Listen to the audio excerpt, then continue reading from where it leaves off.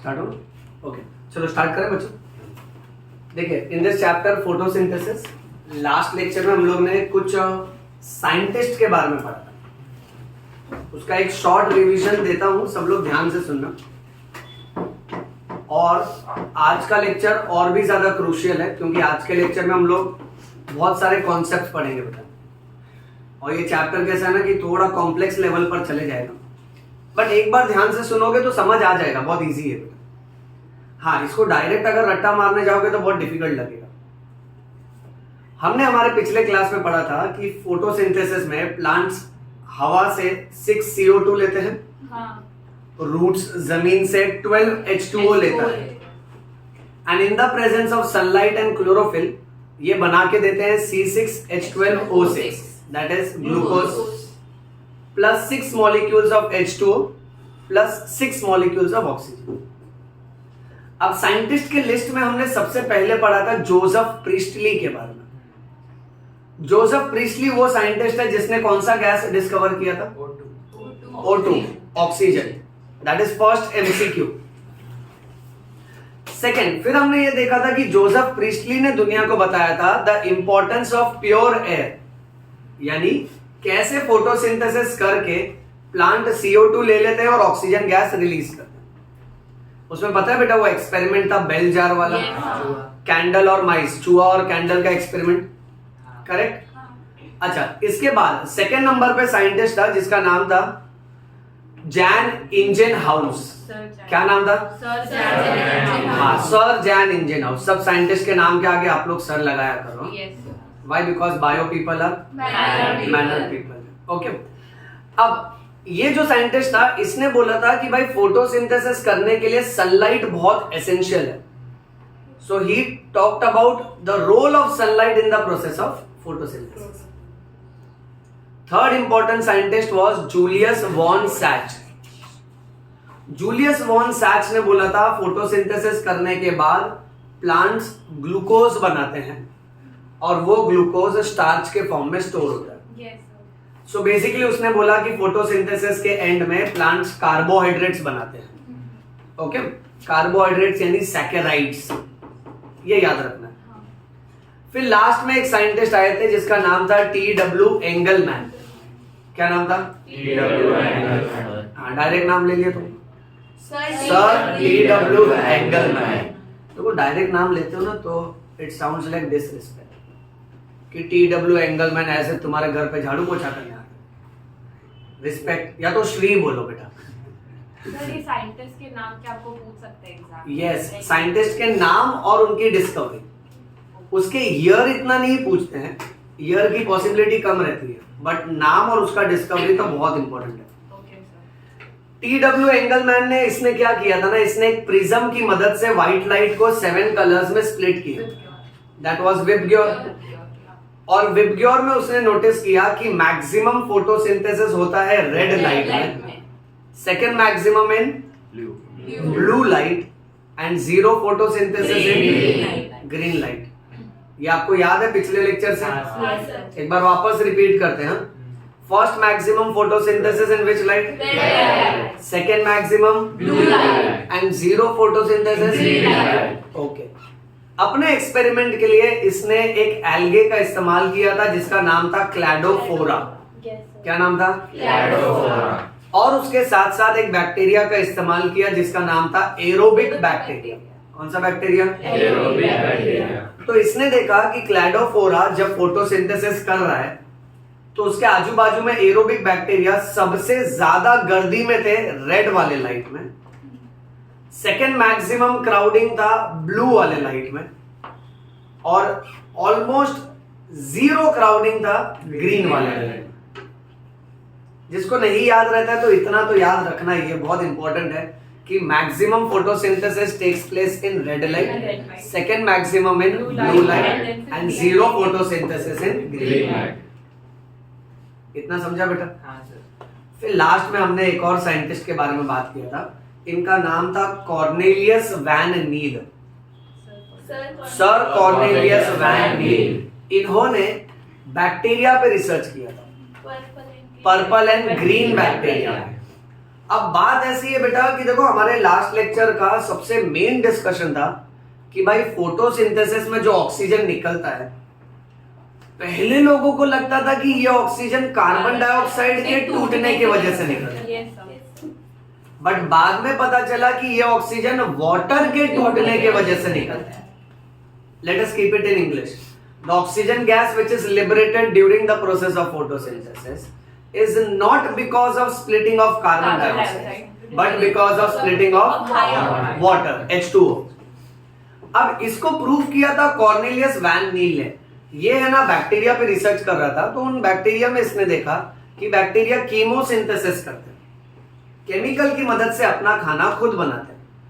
सो उन बैक्टीरिया में hydrogen sulphide जो है वो स्प्लिट होता था और सल्फर प्रेसिपिटेट होता था। तो इसने एक आइडिया दिया, शायद फोटोसिंथेसिस में भी H2O स्प्लिट होता होगा और ऑक्सीजन लिबरेट होता होगा। फिर इसकी बात को प्रूव किया रॉबर्ट हिल ने, और ये फेमस हो गया under the title as Hill's reaction which is also called as photolysis of water. Robert Hill ने एक फोटोसिंथेसिस करवाया बिना कार्बन डाइऑक्साइड के, in carbon dioxide free medium, और उस फोटोसिंथेसिस में ऑक्सीजन गैस रिलीज हुआ। तब उसने बोला कि भाई मैंने तो कार्बन डाइऑक्साइड लिया ही नहीं, तो फिर भी ऑक्सीजन निकला। यानी ऑक्सीजन निकलने की वजह कार्बन डाइऑक्साइड नहीं है, ऑक्सीजन किसकी वजह से निकल रहा है? वाटर की वजह से। इसको फर्दर प्रूव किया था दो साइंटिस्ट ने जिनका नाम था रूबेन एंड केमेन।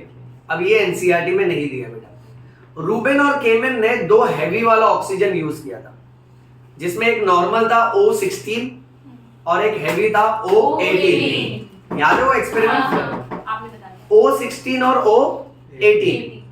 अब उसने क्या किया ना, जब पूरे फोटोसिंथेसिस में वाटर के अंदर जो ऑक्सीजन है, जब वो 18 वाला लिया था, तो फाइनली जो ऑक्सीजन निकल रहा था वो भी 18 वाला निकल रहा है। और वाटर का ऑक्सीजन जब उसने 16 वाला लिया, तो फाइनल ऑक्सीजन जो निकल रहा था वो भी 16 वाला निकल रहा है। तो उसने ये प्रूव किया कि भाई फोटोसिंथेसिस में जो भी ऑक्सीजन निकल रहा है वो वाटर की बदौलत है। फिर लास्ट स्टेप में एक थोड़ा कॉम्प्लेक्स आंसर आ गया था। लास्ट स्टेप में ये पता चला जब वाटर स्प्लिट होता है तो वो हाइड्रोजन डायरेक्टली कार्बन डाइऑक्साइड के पास नहीं जाता, वो हाइड्रोजन पहले एक अननोन हाइड्रोजन एक्सेप्टर के पास जाता है जिसको NADP बोलते हैं। यू रिमेम्बर दिस बेटा? NADP जब हाइड्रोजन एक्सेप्ट करता है तो NADPH2 बनता है। अपनी भाषा में नड़प combines with hydrogen to form नड़प्पू। नाउ नड़प्पू का full form was nicotinamide adenine dinucleotide phosphate hydrogen. पिछले क्लास में बहुत क्लियर किया था ये भी कहा था कि आप लोग ने 10th स्टैंडर्ड में नाडू और फाड़ू पढ़ा है, that is NaDH2 and FADH2, जहां हमने ये सीखा है 1 NaDH2 gives 3 ATP and 1 FADH2 gives 2 ATP। Okay, photosynthesis में NaDH2 नहीं है, NADPH2 है। वो P याद रखने का, P for phosphate, P for photosynthesis. ठीक है, तो अब तक हमारी स्टोरी यहां तक पहुंची है बेटा। अब हम लोग जो नेक्स्ट पार्ट पढ़ेंगे ना, उसमें हम लोग ये डिस्कस करेंगे कि अगर हम लोग एक प्लांट के सेल के अंदर देखें, तो प्लांट के सेल के अंदर एक ऑर्गेनेल होता है जिसका नाम है प्लास्टिड्स। देखो जैसे सेल में माइटोकॉन्ड्रिया होता है बेटा, न्यूक्लियस होता है, गोल्गी बॉडी होता है, सो ये सब सेल ऑर्गेनेल्स है। उसी प्रकार प्लांट सेल के अंदर एक स्पेशल ऑर्गेनेल होता है जिसका नाम है प्लास्टिड। अब ये जो प्लास्टिड है ये टोटल 3 टाइप का होता है। अगर ये कलरलेस है तो इसको ल्यूकोप्लास्ट बोलते हैं। अगर ये कलरफुल है तो इसको क्रोमोप्लास्ट बोलते हैं, और अगर ये ग्रीन कलर का है तो इसको क्लोरोप्लास्ट बोलते हैं। आज वाला लेक्चर और आने वाला 2 लेक्चर, ये 3 लेक्चर इतना क्रूशियल है ना कि ये अगर तुमने अटेंड किया तो इसका एडवांटेज ये है कि this will give you an edge over other students. क्योंकि ये जो हम लोग डिस्कस करने वाले हैं ना, ये कैसा है कि शॉर्ट टर्म मेमोरी में ही रहता है, दिमाग से तुरंत निकल जाता है, क्योंकि हमको कॉन्सेप्ट्स क्लियरली पता नहीं होता है क्या है। बट अगर तुमने लेक्चर ध्यान से सुना, एक ही बार ध्यान से सुन लिया, ओके, तो तुमको एकदम एग्जैक्ट पता चलेगा कि कहां पर क्या हो रहा है और तुमको ज्यादा एफर्ट्स नहीं डालना पड़ेगा रिवीजन के लिए। यानी ये सेक्शन तुम्हारे लॉन्ग टर्म मेमोरी में जाएगा। एकदम ध्यान से इसको फॉलो करते रहो सब लोग, ऑब्जर्व करो सिर्फ। हम लोग प्लांट के सेल के अंदर गए तो देखा उसके पास प्लास्टिड्स है। प्लास्टिड्स में देखा उसके अंदर 3 वेराइटी होती है। जो कलरलेस होता है वो ल्यूकोप्लास्ट, ओके, जो कलरफुल होता है वो क्रोमोप्लास्ट, और जो ग्रीन कलर का होता है वो क्लोरोप्लास्ट। इसमें से फोटोसिंथेसिस किसमें होगा? करेक्ट। तो अब हम लोग क्लोरोप्लास्ट के अंदर चलेंगे। क्लोरोप्लास्ट का डायग्राम मैं ड्रॉ करता हूं और समझाते जाऊंगा। तुम लोग अभी फिलहाल कुछ लिखना नहीं, बट जो जो मेन डायग्राम और स्कीमेटिक है उसको घर पे प्रैक्टिस करना, ठीक है? ऑब्जर्व करो। अब बात ऐसी है कि ये जो क्लोरोप्लास्ट है ये अप्रोक्सीमेटली ओवल शेप का बेटा।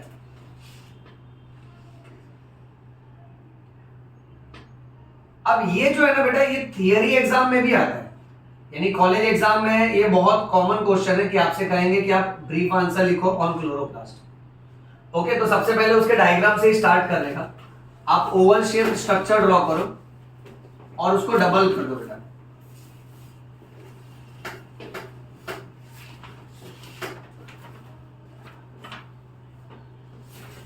ना द पॉइंट इज, जैसे जैसे ड्रॉ करेंगे वैसे वैसे नेमिंग करते चलेंगे।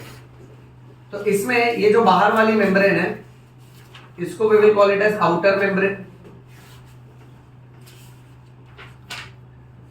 एंड ये जो मेम्ब्रेन है इसको हम लोग बोलेंगे इनर मेम्ब्रेन। अच्छा बच्चों, फिलहाल के लिए काम करो, सारी बुक्स बंद कर दो, ओके, टेक्स्ट बुक्स भी बंद कर दो फिलहाल। सब लोग सिर्फ बोर्ड पे ध्यान दो, ठीक है? और मैं जैसे जैसे जो जो लिखते जाऊं ना, आप माइंड में उसको रिपीट करो और याद करो उसको।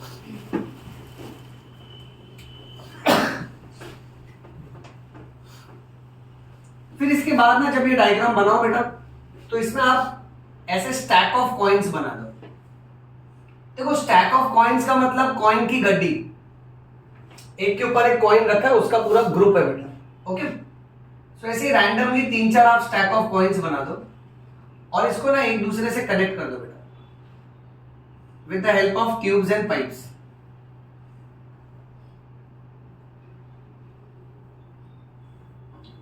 अब बात ऐसी है बेटा कि ये जो स्टैक ऑफ कॉइन है, इस पूरे स्टैक ऑफ कॉइन को हम लोग बाहर निकालते हैं।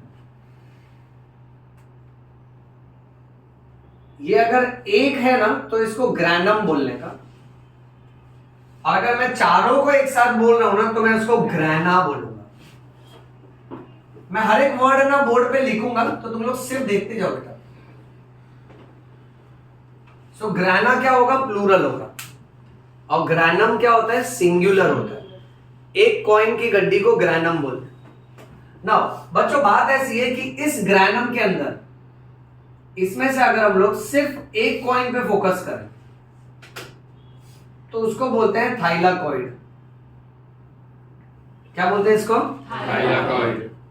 फिर थाइलाकॉइड को अगर हम लोग बीच से कट करें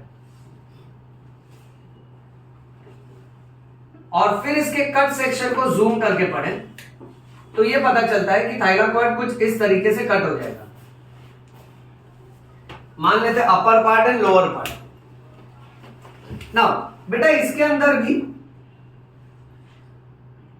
राउंडेड बॉडी है। एक राउंडेड बॉडी को जूम करके निकालते हैं भाई, इसको नाम दिया गया है क्वांटोसोम्स। क्या नाम है? क्वांटोसोम्स। देखो बेटा, कैसा होता है ना कि अपने बायोलॉजी में कभी भी हम लोग जोम्स वर्ड सुनते हैं ना, देखो जैसे तुमने सुना होगा क्रोमोसोम्स, राइबोसोम्स, लाइसोसोम्स। सो जोम्स का मतलब होता है बॉडी। जोम्स का मतलब बॉडी। अब क्रोमोसोम जो नाम रखा है ना, उसमें क्रोमो का मतलब होता है कलर। सो न्यूक्लियस के अंदर जो कलर्ड बॉडी दिखती है उसको क्रोमोसोम बोलते हैं। Ribosome, ribose means protein, okay, proteins and certain forms of sugar, उसको प्रोटीन फैक्ट्री बोलते हैं क्योंकि राइबोसोम्स प्रोटीन बनाने के काम आता है। वैसे ही इन जनरल अगर हम लोग इसका नाम देखें क्वांटोसोम्स, सो क्वांटो और quantum is related to energy which is present in sunlight. तो ये एक ऐसा बॉडी है जो सनलाइट की एनर्जी ट्रैप करता है, इसलिए इसका नाम रखा है क्वांटोसोम। नाउ स्टूडेंट्स, बात ऐसी है कि इस क्वांटोसोम के अंदर, इसके अंदर LHC होगा। स्टेप बाय स्टेप चलते हैं बेटा। LHC stands for light harvesting complex. क्या फुल फॉर्म है बेटा? Light harvesting complex. एकदम ध्यान से सुनना बेटा, है इजी, खाली पता होना चाहिए भाई किसके अंदर क्या रखा हुआ है। ओके, अब इसके अंदर लाइट हार्वेस्टिंग कॉम्प्लेक्स है।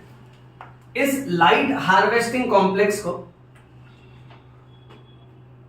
दो वेराइटी में डिवाइड किया जाता है, PS1 और PS2, जहां पे PS का full form will be photo system. So this is photosystem 1 and beta this will be photosystem 2.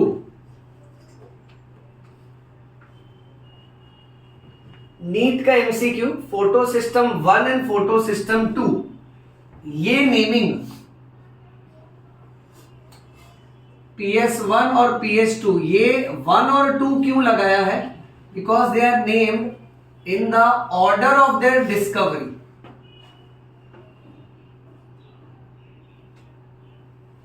यानी जो पहले डिस्कवर हुआ उसको फोटो सिस्टम 1 बोला गया, जो बाद में डिस्कवर हुआ उसको फोटो सिस्टम 2 बोला गया। अब इसमें एक और जानकारी ऐसी है बेटा, फोटो सिस्टम 1 को P700 बोलते हैं। क्या बोलते हैं? और फोटो सिस्टम 2 को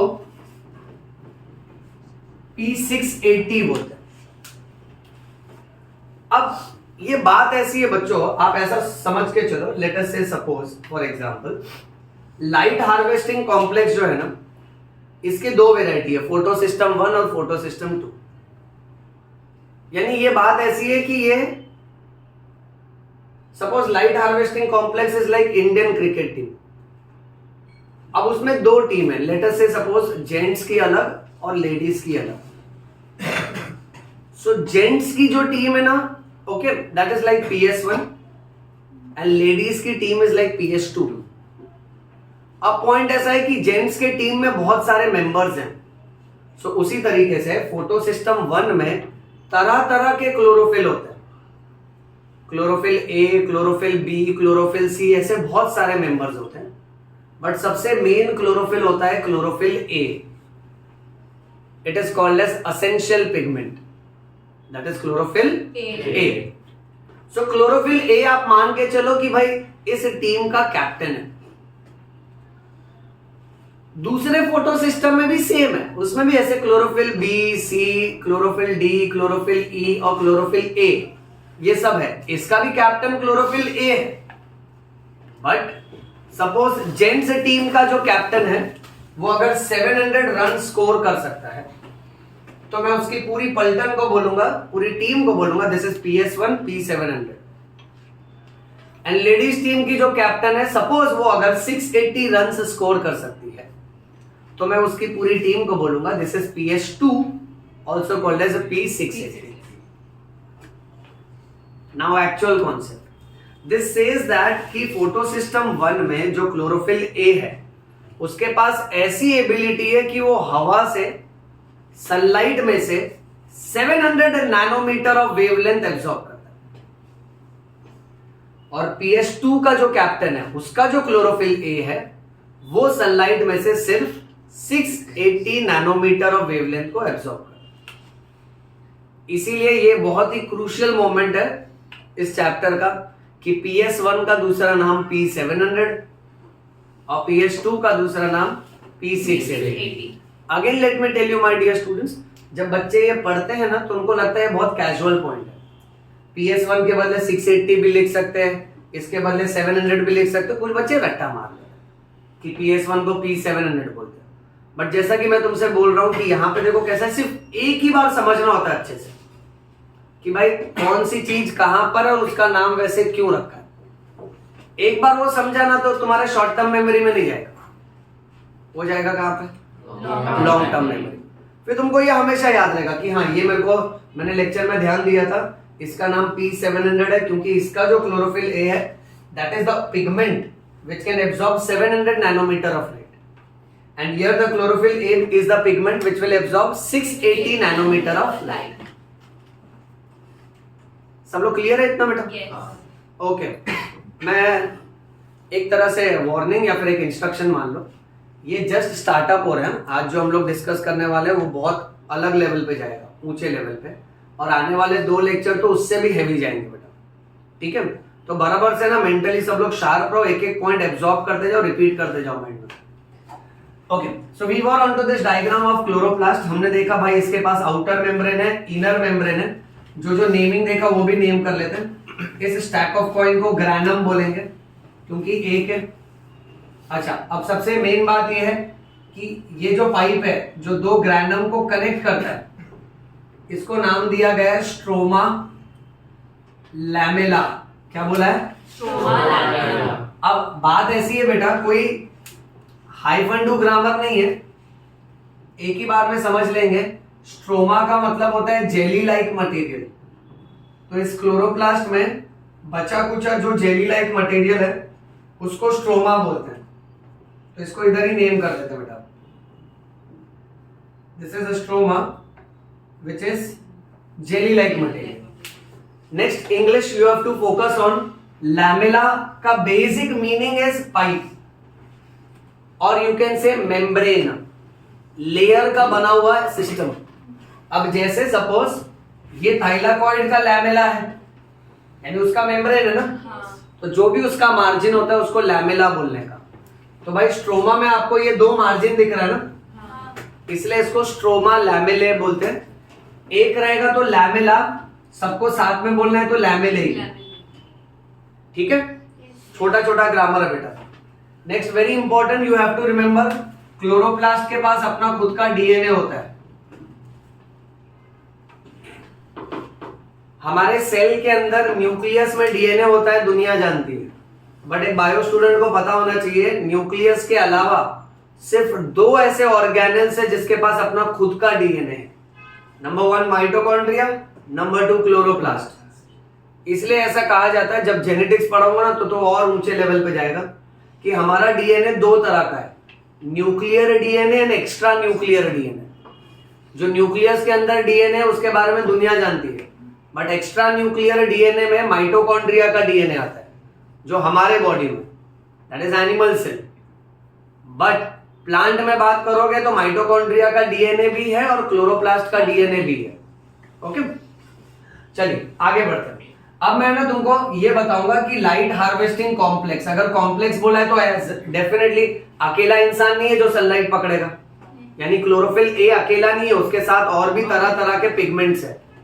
हमको स्कूल डेज में रटाया जाता था कि भाई क्लोरोफिल फोटोसिंथेसिस करवा के देने वाला पिगमेंट है, बट अब हम लोग कॉलेज सेक्शन में ये सीख रहे हैं कि क्लोरोफिल अकेला पिगमेंट नहीं है, उसमें और भी तरह तरह के पिगमेंट्स हैं। लेट्स चेक दिस आउट बेटा। So the next title will be photosynthetic pigments. Now photosynthetic pigments में आपको सिर्फ इतना समझना है, पिगमेंट यानी कलर्ड केमिकल, एक ऐसा कलर्ड केमिकल है जो सनलाइट को एब्जॉर्ब करेगा, ट्रैप करेगा। तो इसमें सबसे पहला आता है chlorophyll. Second important pigment is carotenoids and third important pigment is phycobilins. सारे बच्चे टाइटल टू टाइटल पहले बाहर करेंगे, क्लोरोफिल, कैरेटिनॉइड्स, फाइकोबिलिन्स। परेशान मत हो ना, खाली इतना याद रखो कि अलग अलग कलर्ड केमिकल हैं जो सनलाइट पकड़ते हैं, और स्कूल लेवल पे हमको सिखाया था कि सिर्फ क्लोरोफिल ही पकड़ता है सनलाइट, बट हम लोग ये देख रहे हैं क्लोरोफिल अकेला नहीं है, और भी तरह तरह के पिगमेंट्स हैं। नेक्स्ट फिर नीट के हिसाब से ये याद रखना है कि क्लोरोफिल के खुद के भी 7 अलग अलग टाइप्स होते हैं बेटा, जिसमें से पहला 5 टाइप देखो, सो ये तो आता है हमको, ABCDE। अब लास्ट का 2 टाइप देखो,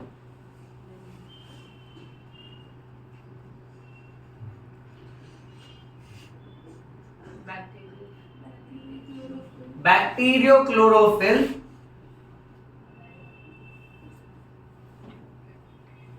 और बैक्टीरियोविरिडिन।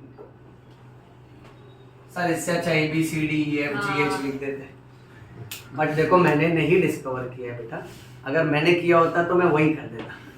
अब आपको ये नाम बाय हार्ट करने कि क्लोरोफिल के 7 टाइप है, पहले 5 टाइप तो ABCDE, यानी एग्जाम में कैसे ना ऐसे लिखने का, chlorophyll A, chlorophyll B, chlorophyll C, chlorophyll D and chlorophyll E। ठीक है, E पे रुक जाना बेटा, पूरा Z तक मत लिखना, सब आंसर भरने हैं। E तक याद रखो। तो ये 5 टाइप है। अच्छा, फिर उसके अलावा 2 टाइप है, बैक्टीरियोक्लोरोफिल और बैक्टीरियोविरिडिन। ठीक है, अब कैरोटीनॉइड्स, कैरोटीनॉइड्स में एक स्पेशल टाइप है जिसका नाम है कैरोटीन, ये पहला टाइप, और दूसरे टाइप का नाम है yes xanthophyll. Moving on, phycobilins, इसमें first type is phycoerythrin and next type is phycocyanin. चलिए सब लोग यहां ध्यान देना अभी। तो देखो मतलब ये सारे मेंबर्स हैं, इनका काम है सनलाइट पकड़ो और फोटोसिंथेसिस करो। क्लोरोफिल ए और क्लोरोफिल बी पे है ना मैक्सिमम एमसीक्यूज आते हैं। अब ये थोड़ा आउटसाइड एनसीईआरटी सिखा रहा हूं, बट ये नीट का हिस्सा है, सुनो ध्यान से। क्लोरोफिल ए और क्लोरोफिल बी, इन दोनों में ये देखा गया है कि इन दोनों के पास carbon, hydrogen, oxygen, nitrogen, magnesium, but इनका फॉर्मूला देखो।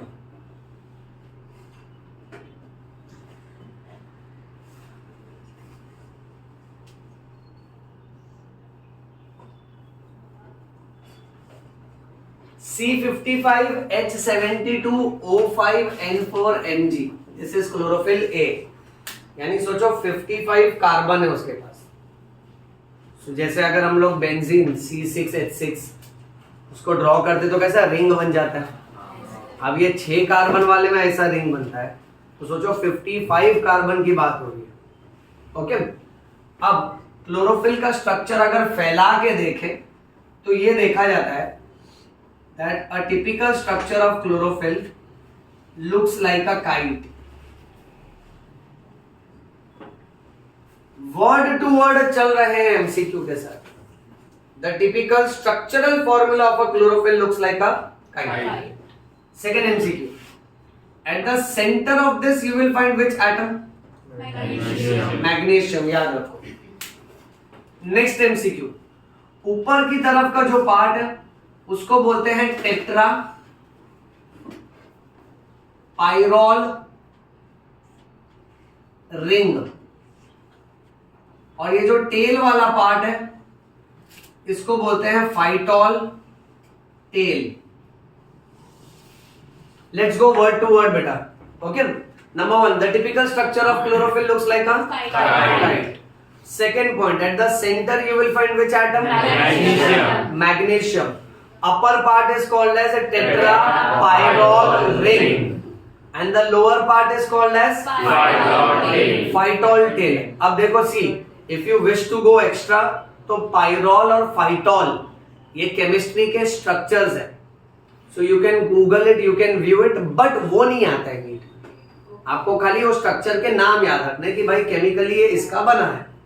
ओके, अच्छा, अब क्लोरोफिल ए और बी को अगर कंपेयर करें तो देखो इसके पास 2 हाइड्रोजन ज्यादा है, इसके पास 2 हाइड्रोजन कम है, इसके पास एक ऑक्सीजन ज्यादा है ना।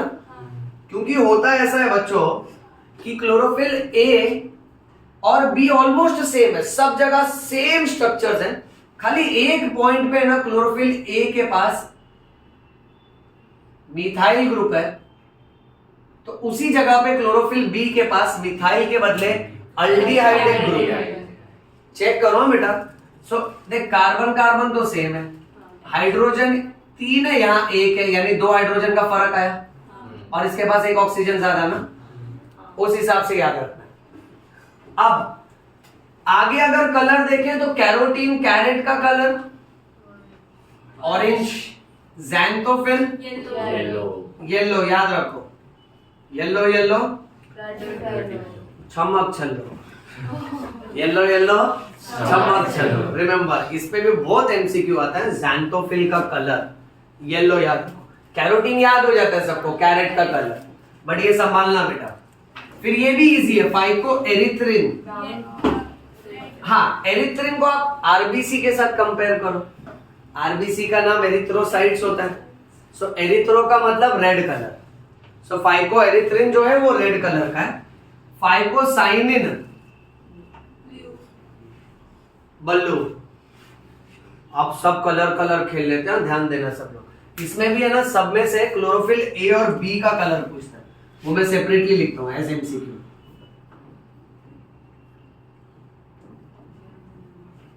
क्लोरोफिल ए जो है ना, ये ब्लू ग्रीन कलर का होता है, और क्लोरोफिल बी जो है वो येलो ग्रीन कलर का होता है। और ये सब पिगमेंट्स का कलर किस मेथड की मदद से डिटेक्ट किया है, उस मेथड को क्रोमैटोग्राम बोलते हैं। द मेथड इज क्रोमैटोग्राफी, और उसके रिकॉर्ड को क्रोमैटोग्राम बोलते हैं। ओके, अब स्टूडेंट्स जितना पूछ रहा ना, सिर्फ उसी पे ध्यान दो और आंसर करो बच्चों, ठीक है? क्योंकि ये सारे पॉइंट्स रूटीनली सबको पता नहीं होते बेटा। ओके, मतलब और निगलेक्ट हो जाते हैं, थोड़ा ऊपर से पढ़ते हैं बच्चे। ओके, बट एनसीईआरटी की बारीकियां भूल जाते हैं। हम लोग ना एक भी पॉइंट मिस नहीं करेंगे। आप लोग लेक्चर के बाद एनसीईआरटी एक बार पढ़ के देख लेना, यू विल रियलाइज दैट कि हम लोग वही फ्लो में चल रहे हैं। ओके, चलो यहाँ देखो सब लोग। तो पहला तो हमने ये सीखा कि भाई हमको स्कूल डेज में जो बताते थे कि क्लोरोफिल ही फोटोसिंथेसिस करके देता है, तो ऐसा जरूरी नहीं। उसके अलावा भाई कैरोटीनॉइड्स और फाइकोबिलिन्स भी, और क्लोरोफिल में भी 7 टाइप है। ओके, अब पहले 5 टाइप तो ए बी सी डी ई हो गए। फिर बेटा बैक्टीरियो क्लोरोफिल और बैक्टीरियो विरिडिन हो गया। कैरोटीनॉइड्स के 2 टाइप, कैरोटीन और ज़ैंथोफिल। फाइकोबिलिन्स के 2 टाइप, फाइकोसाइनिन और फाइकोएरिथ्रिन। कलर देख लो, साइनिन ब्लू। तुमको मालूम है साइनोबैक्टीरिया, उसको ब्लू ग्रीन एल्गे बोलते हैं, ये उसका दूसरा नाम है। क्योंकि साइनो वर्ड जिधर भी आता है ना, cyano means blue. Okay, erythrin means red, xanthophyll which colour yellow. ये थोड़ा संभालना, ओके, बिकॉज ये डायरेक्ट याद रखना है। और प्रोनाउंसिएशन भी अलग है, इसको एक्सएंथो मत बोलना, ज़ैंथो। कितना मस्त ग्रामर है, ज़ैंथोफिल। जैसे देखना, तू मेरे को कैसे जानता है वैसा ये भी ज़ैंथो। Okay, xanthophyll. फिर कैरोटीन ऑरेंज। ओके, फिर क्लोरोफिल ए और बी उठाते हैं। ए का कलर ब्लू ग्रीन और बी का colour yellow green. This is detected by chromatogram.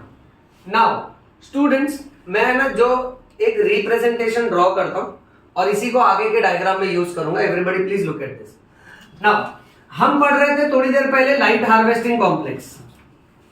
अब मुझे पता चला लाइट हार्वेस्टिंग कॉम्प्लेक्स यानी बहुत बड़ी टीम है। क्लोरोफिल ए होता है, B C D E, bacteriochlorophyll, bacterioviridin, carotene, xanthophyll, phycoerythrin, phycocyanin, ये सारे मेंबर्स हैं। और इस टीम का कैप्टन कौन है? Chlorophyll A. तो देखो, इसको अक्सर ऐसे ड्रॉ किया जाता है।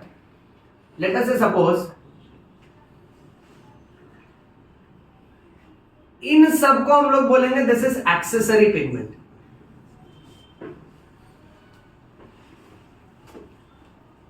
एक्सेसरी पिगमेंट यानी ये क्लोरोफिल ए को छोड़ के बाकी सब है। नहीं समझा? जैसे ये क्लोरोफिल बी हो सकता है, ये क्लोरोफिल सी, ये chlorophyll D, bacteriochlorophyll, carotene, phycoerythrin, phycocyanin, वो सब कुछ एक्सेप्ट क्लोरोफिल ए। यहां बैठा देते हैं बॉस को। This is chlorophyll A. इसको ना एंटीना पिगमेंट बोलते हैं।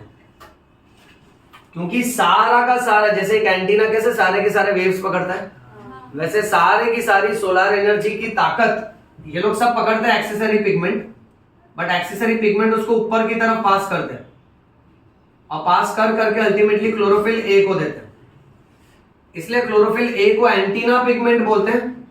बहुत से बुक्स में लो लेवल में मेन पिगमेंट लिखा होता है और बहुत सी बुक्स उसको असेंशियल पिगमेंट बोलती है बेटा।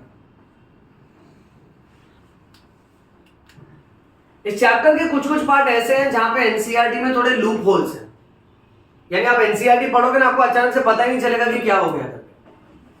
और मैं तुमको है ना ये मेन तो एनसीईआरटी के फ्रेम से ही करूंगा, क्योंकि नीट क्या है कि एनसीईआरटी लाइन टू लाइन आता है, बट जहां जहां पे एनसीईआरटी के लूप होल्स है ना वहां पे मैं तुमको high level concepts easy words में समझा दूंगा, तो तुमको अपने आप पूरा का पूरा चैप्टर एक स्टोरी जैसा लगेगा। ओके, खाली देखते जाओ बेटा। अब इसका बॉस ऊपर बैठा है, ये मेन पिगमेंट है क्लोरोफिल ए। अब ऐसे ही बेटा अगर मैंने यहां बना दिया, ये सब एक्सेसरी पिगमेंट और ये है क्लोरोफिल ए। अब देखो ना बेटा, लाइट हार्वेस्टिंग कॉम्प्लेक्स में अगर अवस्थी सर तुमसे बोलते हैं कि बेटा ये PS1 है और ये PS2 है, ये बेटा P700 है और वो P6 और ये P680, यानी अब तुमको ये समझना चाहिए कि सर ये कह रहे हैं कि ये पूरी मंडली फोटो सिस्टम 1 है, दिस एंटायर टीम, बट इस टीम का कैप्टन जो है क्लोरोफिल ए, वो सनलाइट का 700 नैनोमीटर खींच रहा है, इसीलिए इसको अलग ही नाम दिया कि भाई इसका कैप्टन अलग ही परफॉर्म कर रहा है। और इस टीम में भी सनलाइट खींची जाती है, बट इसका कैप्टन 680 नैनोमीटर खींचता है। That is why photo system 2 is also called as pigment 680। Am I clear? अच्छे से समझा सबको? Okay, and understand they are named as 1 and 2 in the order of the discovery. यानी पहले जब ढूंढा गया ना PS1 तो देखा रे इसका कैप्टन 700 खींच रहा है, तो उसको नाम PS1 दिया।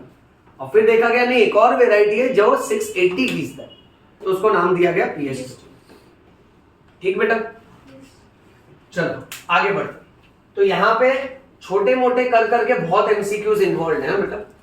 अब हम लोग नेक्स्ट पार्ट पे चलेंगे जहां हम लोग फोटोसिंथेसिस के कुछ इंपॉर्टेंट ग्राफ स्टडी करेंगे। अब ये भी थोड़ा डेंजर वाला पार्ट है। अब ये ग्राफ स्टडी करने के लिए तुमको नॉलेज रिवाइंड करना पड़ेगा कि भाई first maximum photosynthesis takes place in which light? Red light. Second maximum in which light? Blue light. Yes बेटा। And minimum photosynthesis in? Green. हाँ, zero or minimum in green light. Okay, now what we have to understand is, let us go as per NCERT. The first graph of this chapter, x axis, y axis. x axis पे हम लोग represent करेंगे wavelength. आपको ये पता होना चाहिए जो विजिबल लाइट है ना वो 400 से लेकर अप्रोक्सीमेटली 700 नैनोमीटर तक है बेटा। और अगर इसको आप एंगस्ट्रॉम में बोलते हो तो 4000 से लेकर 7000 है। ठीक है, तो यहां नीचे वेवलेंथ ले रहा है। अब कहीं ना कहीं माइंड में सोचो ना, देखो आपने मोबाइल में जब कोई फोटो एडिट किया होगा तो आपको ऐसे एक कलर बार दिखाता है, उसमें जैसे जैसे आप कलर चेंज करते हो ना तो ऊपर का कलर चेंज होते जाता है। ओके, यानी ये कैसे मान लो मैं जैसे जैसे मैं वेवलेंथ 400 से 500 करूंगा ना, ओके, सो विबग्योर का वी वॉयलेट वो इंडिगो में जाएगा। यानी जैसे जैसे मैं वेवलेंथ बढ़ाते जाऊंगा तो कलर चेंज होते हैं। तो ये आप माइंड में याद रखो कि यहां से यहां तक है ना ये विबग्योर है पूरा। Okay, Y axis, Y axis पे हम लोग दिखा रहे हैं yes, absorption of light by different photosynthetic pigments. The best part about this graph is कि इस ग्राफ के ऊपर तुमको कोई सम्स वगैरह न्यूमेरिकल्स नहीं आएगा, बट ग्राफ से रिलेटेड 2 टाइप के क्वेश्चन है। ओके, पहला क्वेश्चन, अगर आपको कोई भी ग्राफ ऐसा दिखा जहां पे x एक्सिस पे वेवलेंथ है और y एक्सिस पे एब्जॉर्प्शन वर्ड लिखा है ना, तो भाई तुझे याद रखना है कि इस ग्राफ का नाम है एब्जॉर्प्शन स्पेक्ट्रम। क्या नाम है बेटा ग्राफ का? हाँ, ये पहला MCQ. Second type of MCQ ये आता है कि इस ग्राफ में ना अप्रोक्सीमेटली ऐसा करके पहला एक स्पाइक किया है, फिर उसको नीचे ले आए और फिर यहां पे वापस से एक स्पाइक किया गया। ओके, देन बेटा इसके बाद ऐसा दिखाया है कि एक और लाइन है जिसका स्पाइक बाद में आ रहा है पर इससे ऊंचा जा रहा है, फिर वो थोड़ा नीचे गया, फिर उसका स्पाइक इससे पहला आ रहा है पर थोड़ा छोटा जा रहा है। नाउ अगेंस्ट दिस बेटा एक और हमको ग्राफ ऐसा दिखाया गया है जिसका एक स्पाइक यहां पर और दूसरा स्पाइक यहां पर आ रहा है और फिर ये जाके खत्म हो जाएगा। अब सेकेंड लेवल ऑफ एमसीक्यू में तुमको एग्जाम में सिर्फ ऐसा कर्वेचर दे देंगे, अलग अलग कर्व्स देंगे और तुमको आइडेंटिफाई करना होगा। तुमको यह आइडेंटिफाई करना है बेटा कि ये जो पहला वाला कर्व है ना वो क्लोरोफिल ए का है, दूसरा वाला जो कर्व है वो क्लोरोफिल बी का है, और जिसमें डबल स्पाइक आ रहा है ना उसमें कैरेटिनॉइड्स लिया है। यानी एनसीईआरटी ने सबका नहीं दिखाया, एनसीईआरटी ने आपको सिर्फ 3 सेक्शन दिखाया, क्लोरोफिल ए बताया है, क्लोरोफिल बी बताया है और कैरेटिनॉइड्स बताया है। सबने ध्यान दिया यहां पे? क्लोरोफिल ए पहले ही स्पाइक कर रहा है और क्लोरोफिल बी बाद में स्पाइक कर रहा है। ठीक है, अच्छा अब ऐसे याद रखो, मैं ऐसा मानता हूं कि अगर मान लो तुम लोग भूल गए और ऐसे डायरेक्ट तुमको अगर याद रखना, हालांकि इसके पीछे भी बहुत लॉजिक है, वो भी बता देता हूं तुमको, बट लॉजिक थोड़ा लॉन्ग कट हो जाएगा। बी से बाद में और बी से बड़ा, सो जो बाद में और बड़ा आ रहा है ना वो क्लोरोफिल बी, उसके पहले क्लोरोफिल ए और कैरोटीनॉइड्स का नहीं प्रॉब्लम होगा क्योंकि वो डबल स्पाइक वाला है। अच्छा इसका लॉजिक ऐसा बनता है कि क्लोरोफिल ए का कलर ब्लू ग्रीन है और क्लोरोफिल बी का कलर येलो ग्रीन है, यानी ये 400 to 700 के बदले अगर मैं यहां पे विबग्योर लिखता हूं,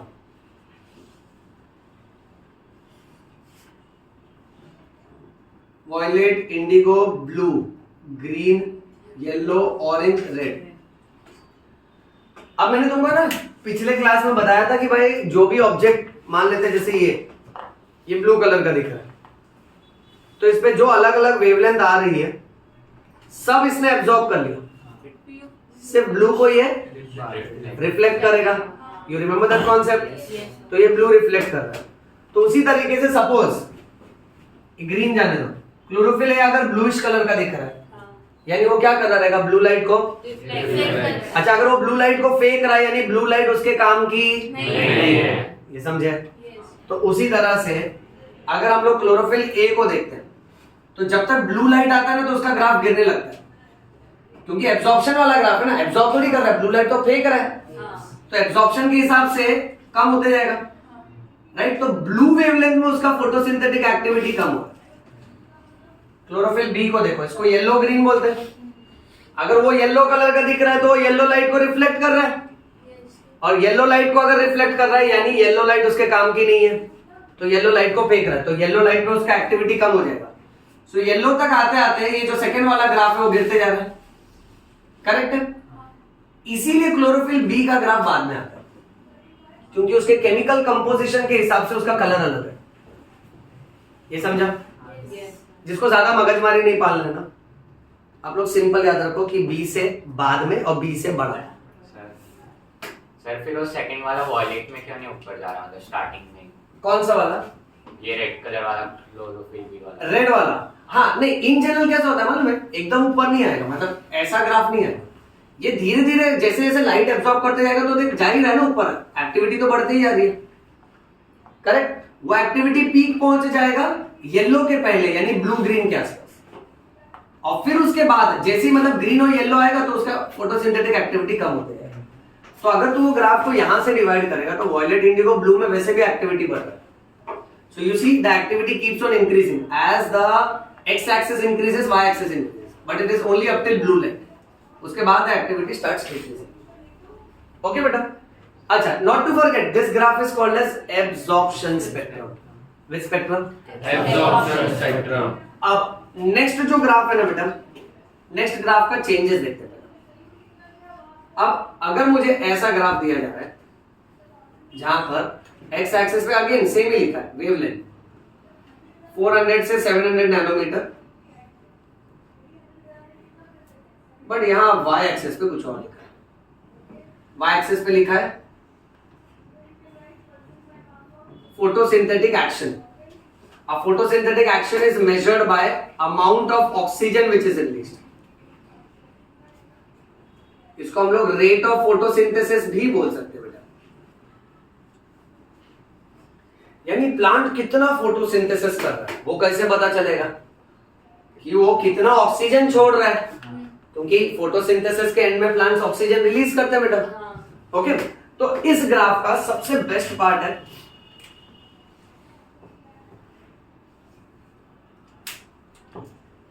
the best way to understand is this कि फोटोसिंथेटिक एक्शन, फोटोसिंथेटिक एक्टिविटी दो पीक दिखाती है। पहला पीक आता है कौन से वेवलेंथ में, और सेकंड पीक, बट रेड वाला ब्लू से थोड़ा बड़ा होता है। Come back to this point.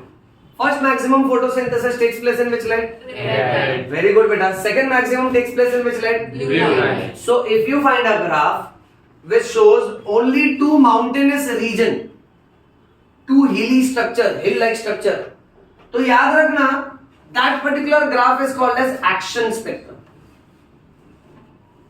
Action spectrum वाला graph is all about कि भाई देखो सबको तो अलग अलग लाइट पसंद है, ओके, बट सबका अगर एवरेज ले इन जनरल तो ये देखा गया है कि ब्लू और रेड में फोटोसिंथेसिस ज्यादा होता है। ओके, तो अगर तुमको सिर्फ दो स्पाइक दिख रहा है ना, then you have to remember that is the graph of action spectrum.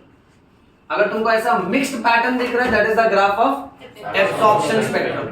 ये दो बात दिमाग में अच्छे से सेट करो बेटा। Now as against this NCERT ने फिर लास्ट में क्या किया है, लास्ट वाला ग्राफ बाय हार्ट करने की जरूरत नहीं। लास्ट वाले ग्राफ में सेम ऐसा एक्शन स्पेक्ट्रम लिया है और उसके ऊपर क्लोरोफिल ए के ग्राफ को कोइंसाइड कर दिया। सो लास्ट वाला जो ग्राफ है ना, this is action spectrum with only chlorophyll A. तो याद करने की जरूरत नहीं, सिर्फ इतना याद रखना ये एब्जॉर्प्शन और ये एक्शन स्पेक्ट्रम। इतना समझा? अभी चैप्टर के इस लेक्चर के सेकंड मेन पार्ट पे आते हैं, बट उससे पहले इसको क्लिक कर लो एक बार, इसका फोटो क्लिक कर लो, फिर मैं ये रब कर देता हूं। टेम्परेचर बढ़ा दो क्या एसी का? बंद कर दो।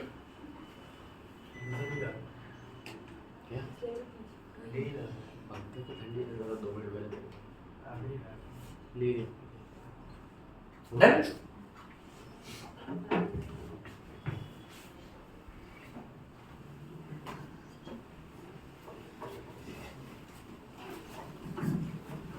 अच्छा, फोटोसिंथेसिस जो वर्ड है उसमें फोटो का मतलब क्या होगा?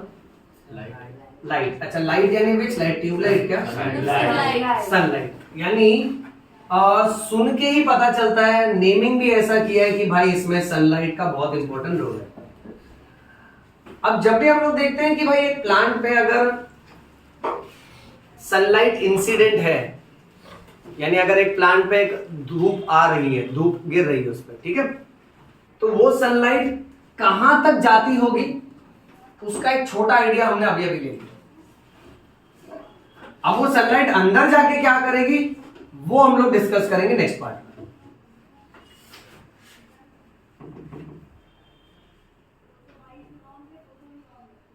बच्चों, एनाटॉमी ऑफ फ्लावरिंग प्लांट्स का चैप्टर हुआ है? एनाटॉमी हुआ है ना? ओके, उसके कॉन्सेप्ट के साथ ये कॉन्सेप्ट को लिंक करते हैं। एनाटॉमी ऑफ फ्लावरिंग प्लांट में लीफ का एक कट सेक्शन वाला पार्ट है, जहां बेसिक हमको इतना पता होना चाहिए कि अगर हम लोग किसी भी लीफ को कट करेंगे तो उसके 3 लेयर होती है। मान लेते हैं सपोज फॉर एग्जांपल एक लीफ है, एवरीबॉडी लुक हियर प्लीज। अगर आपने उसको यहां बीच से काट दिया तो लीफ ऐसा, जो पूरा लीफ था ना, ओके, मान लेते हैं ऐसा एक लीफ आपकी तरफ आ रहा है, आपने उसको बीच से काट दिया तो ऐसा कट जाएगा। तो उसमें अपर एपिडर्मिस, लोअर एपिडर्मिस और बीच वाली लेयर मेसोफिल होती है,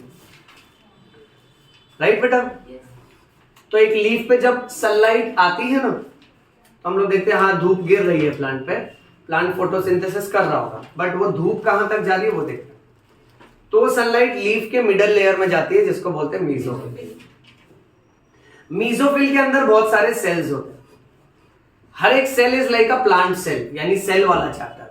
तो लाइट मीजोफिल के अंदर एक प्लांट के सेल में जाती है, प्लांट के सेल में वो प्लास्टिड्स में जाती है, प्लास्टिड्स के अंदर वो सिर्फ क्लोरोप्लास्ट में जाती है, क्लोरोप्लास्ट में वो आउटर मेम्ब्रेन को पेनिट्रेट करती है, इनर मेम्ब्रेन को पेनिट्रेट करती है, जेली लाइक जो स्ट्रोमा है उसको पेनिट्रेट करती है, फिर स्टैक ऑफ कॉइन्स में जाती है जिसको ग्रैनम बोलते हैं। ग्रैनम के अंदर वो थाइलाकोइड में जाता है, थाइलाकोइड के अंदर वो क्वांटोसोम्स में जाती है, और क्वांटोसोम के अंदर इतने सारे फोटोसिंथेटिक पिगमेंट्स हैं। उन फोटोसिंथेटिक पिगमेंट से जब सनलाइट टकराती है ना, तो फोटोसिंथेटिक पिगमेंट्स का इलेक्ट्रॉन रिलीज होता है, और फिर कुछ ना कुछ प्रोसेस चालू होता है जिसके वजह से फोटोसिंथेसिस हो रहा है। बट सोचो ये सनलाइट इतना अंदर तक जा रहा है, यानी ये फोटोसिंथेटिक पिगमेंट्स फोटो सिस्टम्स के साथ टकरा रहा है। फोटो सिस्टम जो है, ये फोटो सिस्टम रखा हुआ है क्वांटोसोम्स के अंदर, क्वांटोसोम थाइलाकोइड के अंदर है, थाइलाकोइड ग्रैनम में, ग्रैनम क्लोरोप्लास्ट में, क्लोरोप्लास्ट प्लास्टिड का एक टाइप है, और ये प्लास्टिड प्लांट सेल में, और सेल तो आंखों से दिखाई नहीं देता, यानी सेल माइक्रोस्कोपिक है। तो सनलाइट कितना अल्ट्रा माइक्रोस्कोपिक लेवल पे जाता होगा। ओके, अच्छा, अब अगला जो हमारा सेक्शन है, इस सेक्शन में बेटा एक बेसिक केमिस्ट्री का कॉन्सेप्ट लेंगे, फिर इसको कनेक्ट करेंगे बायोलॉजी से। केमिस्ट्री हमको ये सिखाता है कि अगर किसी भी एटम को हम लोग ऑब्जर्व करें, उसके सेंटर में उसका न्यूक्लियस होगा, आजू बाजू में भाई उसका इलेक्ट्रॉन घूम रहा है, एज इजी एज दैट। जब इलेक्ट्रॉन अपने ही ऑर्बिट में घूमता है तो उसको बोलते हैं ग्राउंड स्टेट। क्या बोलते हैं बेटा? बट ना मेरा बच्चा, अगर मैंने इस इलेक्ट्रॉन को थोड़ी सी एनर्जी दे दी ना,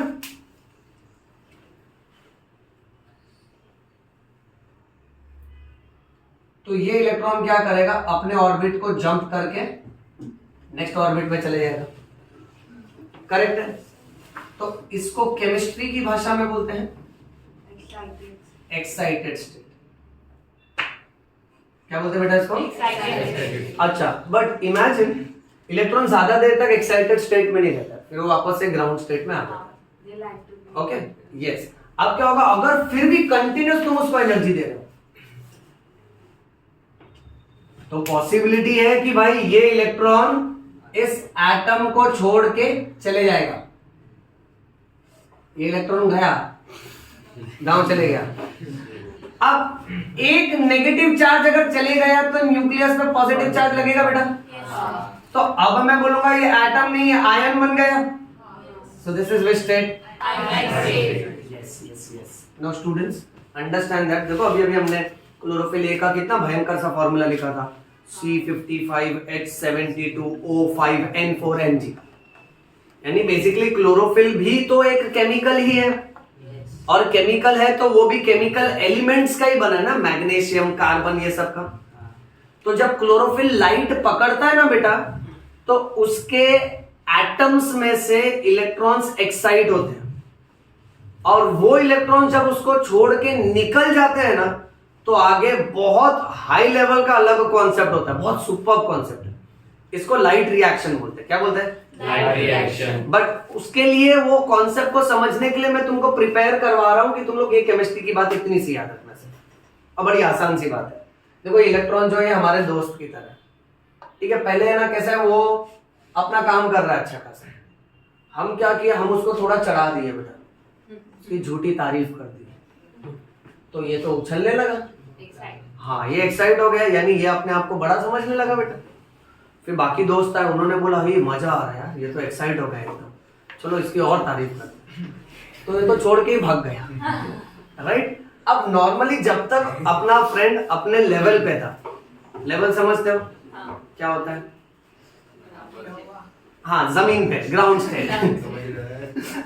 अब तुमने क्या किया, तुमने उसको फिजूल का चढ़ा दिया बेटा, तो कौन से स्टेट पे गया? Excited. Excited state. अब सपोज फॉर एग्जांपल जैसे तुमने अपने दोस्त को बोला कि अरे यार तू कहाँ ये नीट ये सब कर रहा है, तेरे को तो वाइल्ड लाइफ फोटोग्राफर होना चाहिए, राइट? ओके, तो भाई वो चढ़ गया, बोला अरे हाँ यार मेरे को जंगल जाना चाहिए।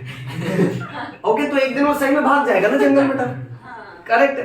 तो ऐसा ये स्टोरी मान के चलो, तो लास्ट में बोलने का आयोनाइज्ड स्टेट, क्या बोलने का? Ionized state. ओके, अब इस चैप्टर का सबसे इंपॉर्टेंट रोड मैप चल रहा है। अब हम लोग ये देखेंगे कि आगे इस चैप्टर में अवस्थी सर सिर्फ और सिर्फ इसके हिसाब से सिखाएंगे।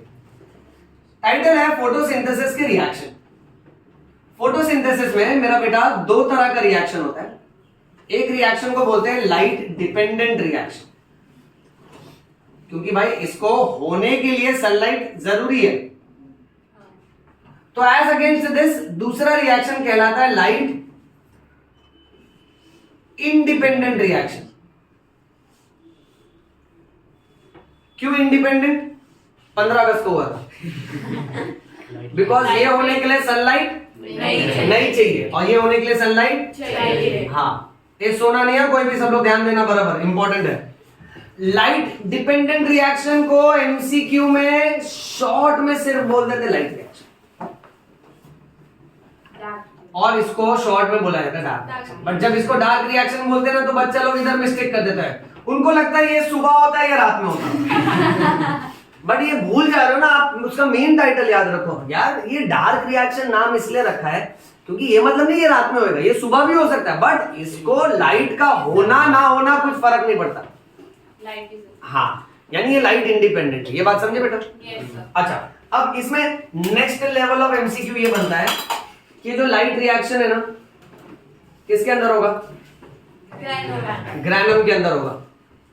और जो डार्क रिएक्शन है ना, वो जेली लाइक मटेरियल में होगा, जिसका नाम है स्ट्रोमा। ये याद कर लो बेटा, एक्सट्रीमली इंपॉर्टेंट है, और इसको कनेक्ट करना है नेक्स्ट पॉइंट से। लाइट रिएक्शन में हम लोग अभी दो बहुत बड़े बड़े आंसर पढ़ेंगे। एक आंसर का नाम है साइक्लिक,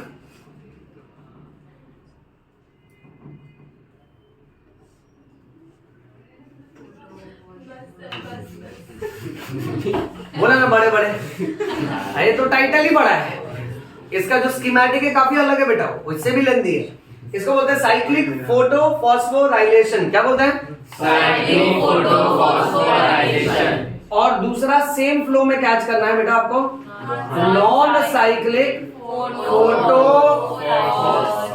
फॉस्फोराइलेशन। हाँ, सब लोग जिंदा है ना? हाँ, संभालो, बहुत भारी भारी वर्ड्स आ रहे हैं। साइक्लिक और non cyclic photo phosphorylation, dark reaction, इससे भी बड़ा वर्ड है। इसमें दो आंसर आएंगे।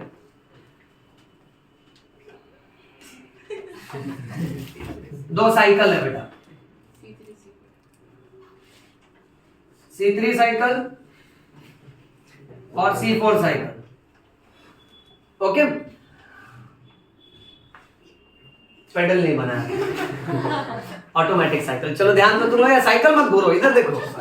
अब बात ऐसी है कि अब ना ये पूरा चैप्टर, ठीक है, अब देखो मैं चैप्टर का स्टार्ट नहीं रिवाइज कराऊंगा, क्योंकि जब मैं अब बहुत हाई लेवल तुमको पढ़ाऊंगा ना नेक्स्ट लेक्चर में, तो मैं ये एक्सपेक्ट करूंगा कि तुमको पहले का ऑलरेडी पता है।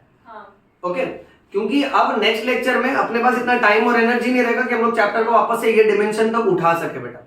अंडरस्टैंड द फैक्ट दैट अब ये चैप्टर में सिर्फ 4 आंसर पे फोकस करना है, cyclic, non cyclic, C3, C4, that's it. और ये चारों आंसर ना, this is like a flow chart. Flow chart मतलब एक केमिकल दूसरे में कन्वर्ट हो रहा है, वो तीसरे में कन्वर्ट हो रहा है, वो चौथे में कन्वर्ट हो रहा है, ऐसा एरो एरो करके एक के बाद एक के बाद एक केमिकल्स आते जाएंगे बेटा।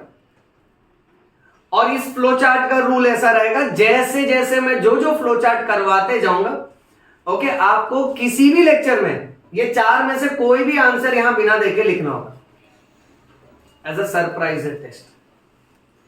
मतलब ऐसा आप सरप्राइज हो जाए, ओह सर ये तो आपने बताया ही नहीं, then I will be like अभी बता रहा हूं बेटा, तुम अभी लिखना चालू करो, ठीक है? अब सुनना ध्यान से, मैं तुमको आज है ना साइक्लिक वाला पार्ट करवाऊंगा, सिर्फ छोटा सा फ्लो चार्ट है, बट नेक्स्ट लेक्चर में ये साइक्लिक सब लोग बाय हार्ट करके आना।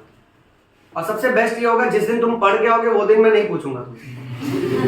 हाँ, अचानक से कभी 4 दिन 5 दिन 1 हफ्ते में बोलूंगा चल बेटा ये आंसर लिखना चालू कर, तो ये रेडी रहने का बेटा। बिकॉज देखो कैसा होता है, मैं तुमको एक बात बोलता हूँ, तुम्हारे ना बहुत सारे फ्रेंड्स तुमको है ना ये कहेंगे कि शॉर्ट टर्म बेसिस पे पढ़ाई करो, यानी एग्जाम आया चलो पढ़ लो।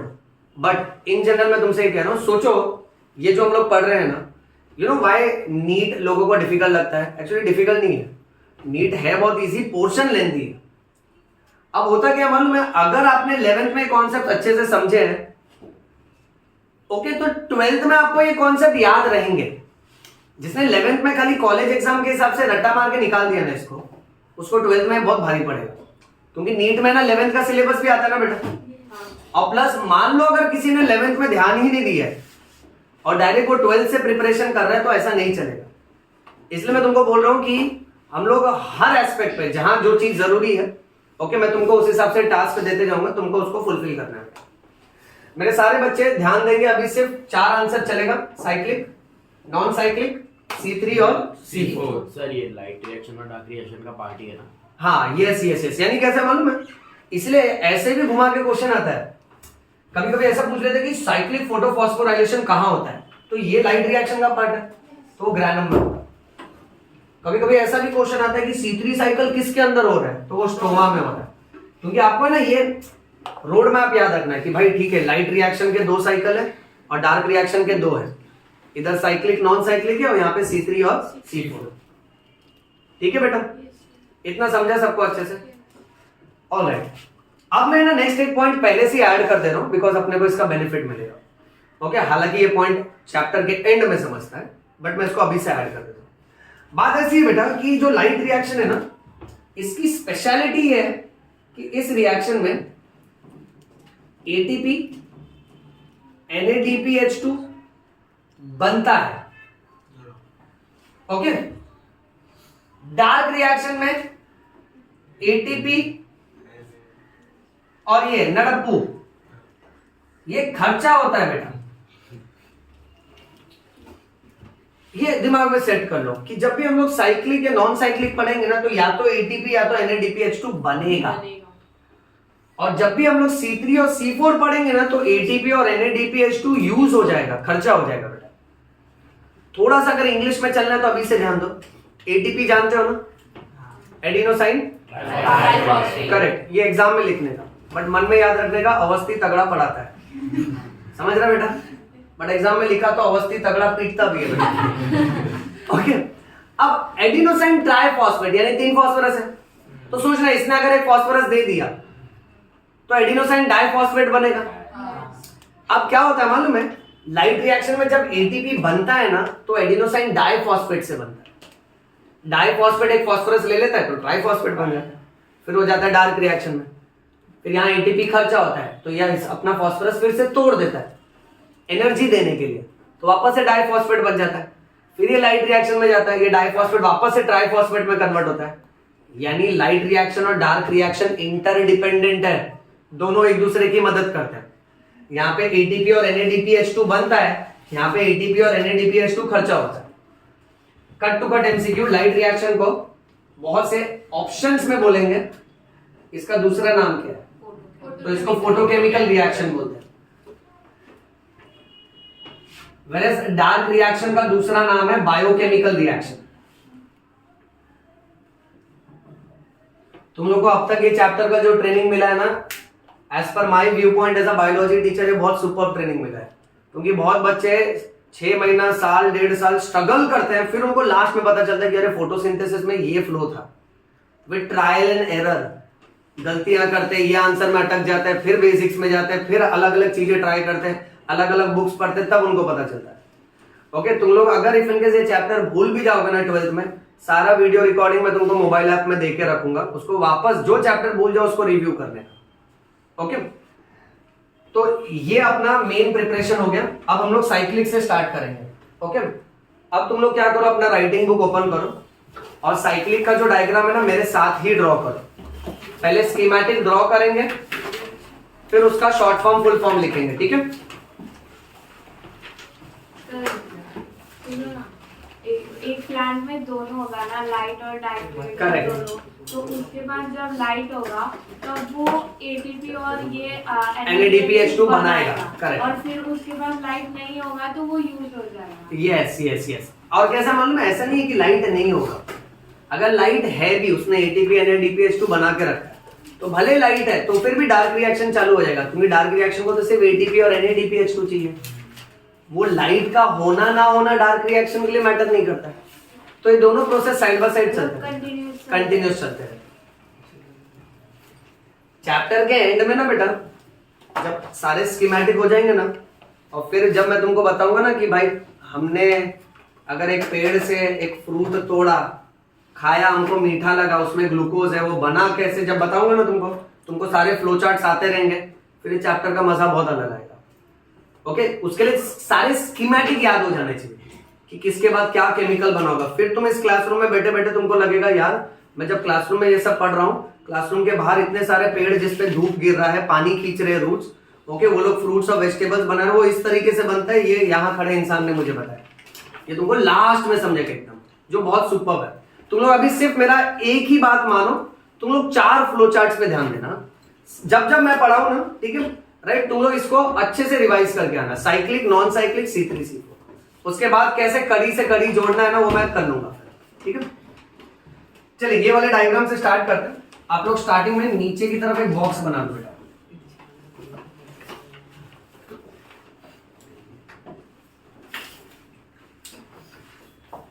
वो बॉक्स के अंदर फोटोसिंथेटिक पिगमेंट्स दिखते हैं।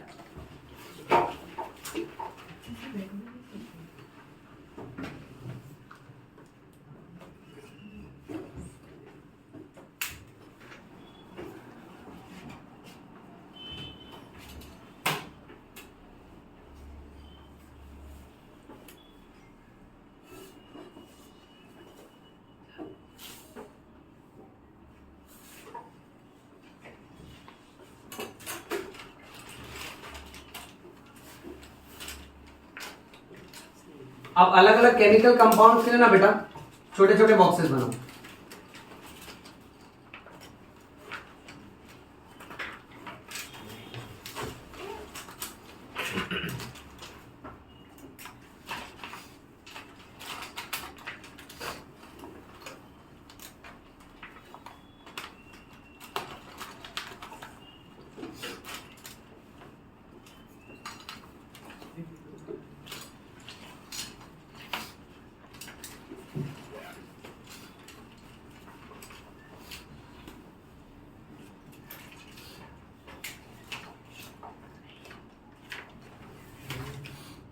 This is PS1, photo system 1, also called as a P700, pigment 700.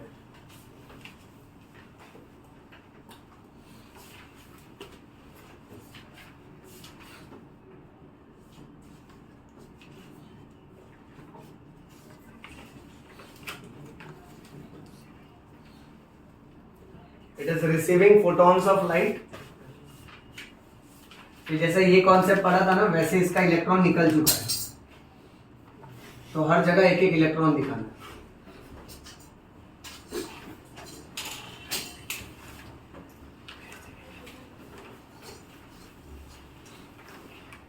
FRS, FD, cytochrome V6, cytochrome F, plastocyanin. B6 के पहले adenosine diphosphate combines with inorganic phosphate to form ATP, और B6 के बाद भी same.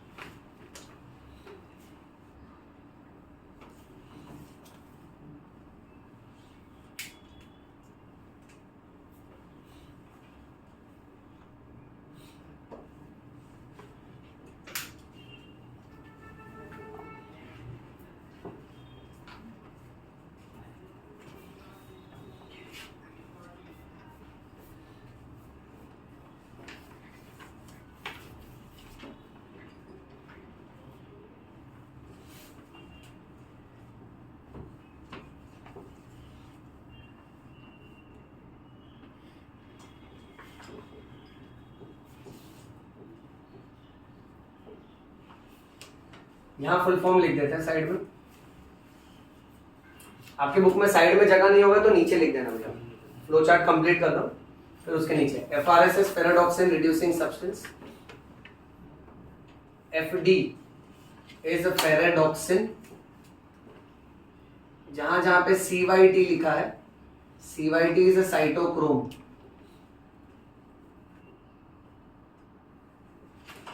PC is a plastocyanin.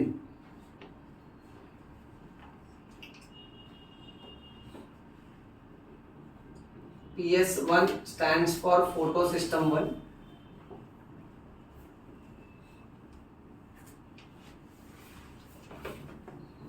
P700 stands for pigment 700.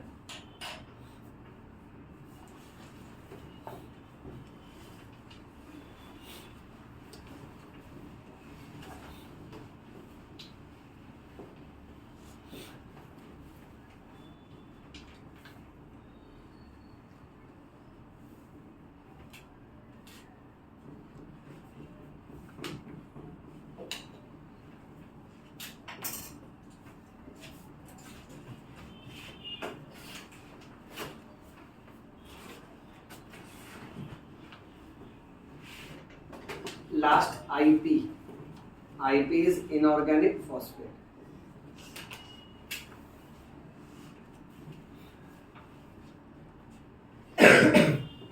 इतना finish कर लो, फिर एक और MCQ बताता हूं, ओके, फिर स्टॉप करेंगे।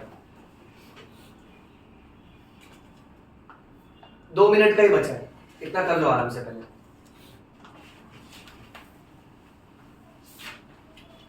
जिसका हो गया है ना, आप लोग बाय हार्ट कर लो, अच्छा रहेगा, क्योंकि आंसर अभी हो जाएगा। किसके बाद कौन सा केमिकल आ रहा है उसका फुल फॉर्म।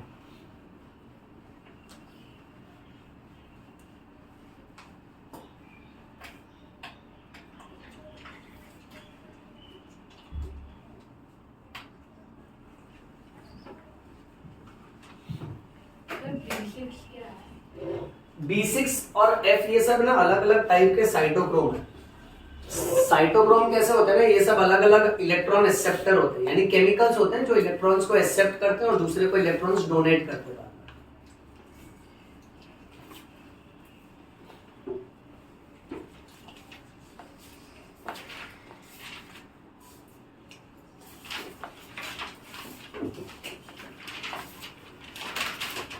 ये चैप्टर और इसके बाद जो हम लोग पढ़ेंगे रेस्पिरेशन, इसको शॉर्ट में ना बायो की भाषा में फोटो रेसिपी बोलते हैं।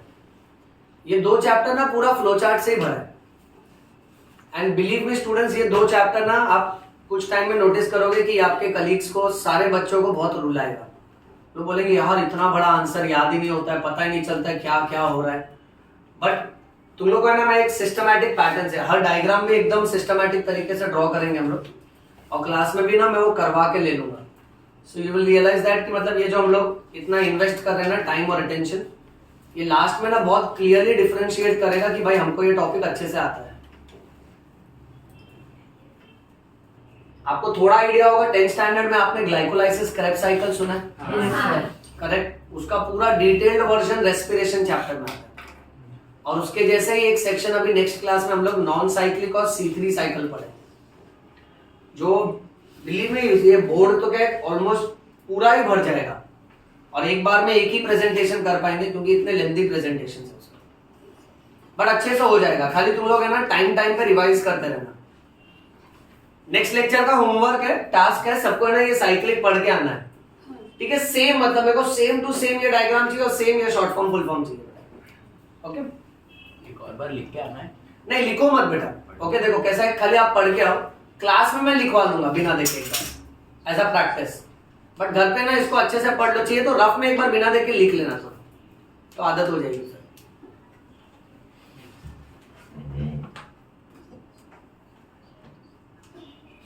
अच्छा, कोई मुझे बताएगा कि लैमेला का क्या मीनिंग होता है? मैंने कहा था लैमेला,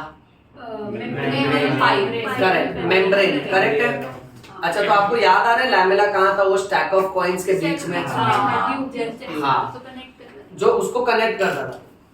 अब ना एनसीईआरटी ने ना एक जगह पे बहुत हल्के से ये लाइन निकाल दिया है जिसको मैं ना ड्रॉ करके ही बताता हूं तुमको तो सबसे बेस्ट याद रहेगा। एनसीईआरटी आपसे कह रहा है कि ये जो ग्रैनम है ना, मैं साइड बाय साइड वर्ड्स भी लिख देता हूं बेटा। ग्रैनम का जो लैमेला है भाई, इसके अंदर आपको PS1 और PS2 दोनों मिलेगा,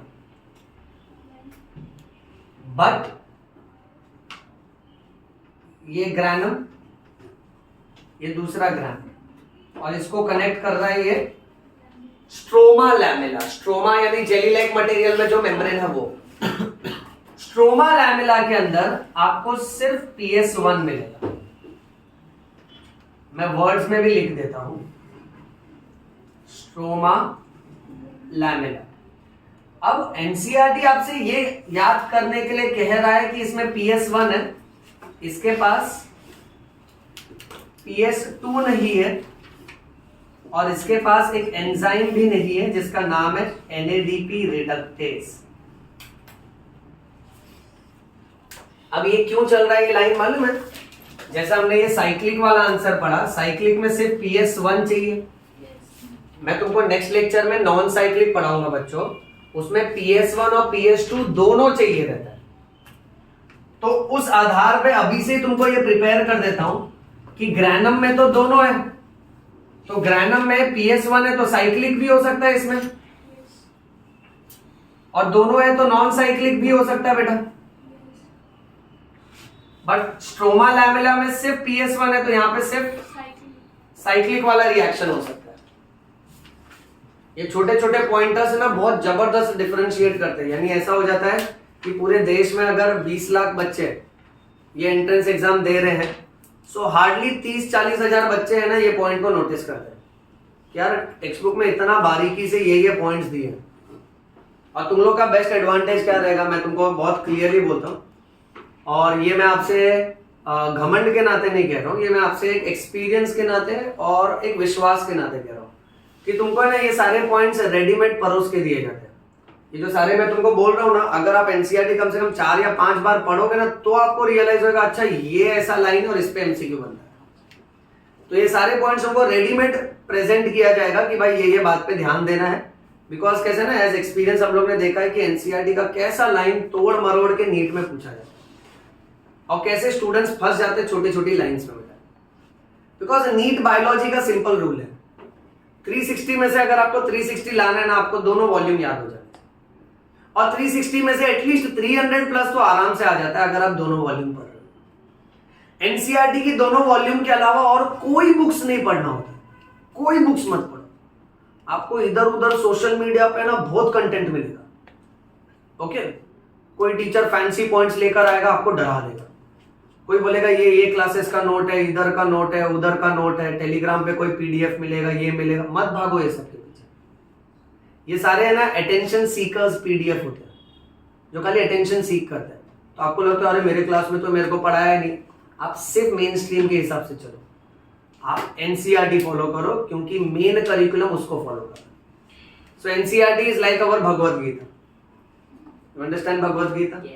that is your Bhagavad Gita, it is your Bible, it is your Quran. जैसे हम लोग धार्मिक किताब पढ़ते हैं ना, ठीक है, आपको मंत्र आ गया है, उसका मीनिंग भी आ गया, फिर भी आप बार बार जपते हो। सेम ट्रेंड एनसीईआरटी के साथ आता है। आपने चैप्टर 11वीं में पढ़ लिया, आपको चैप्टर समझ भी गया, अब आप 12th स्टैंडर्ड में हो।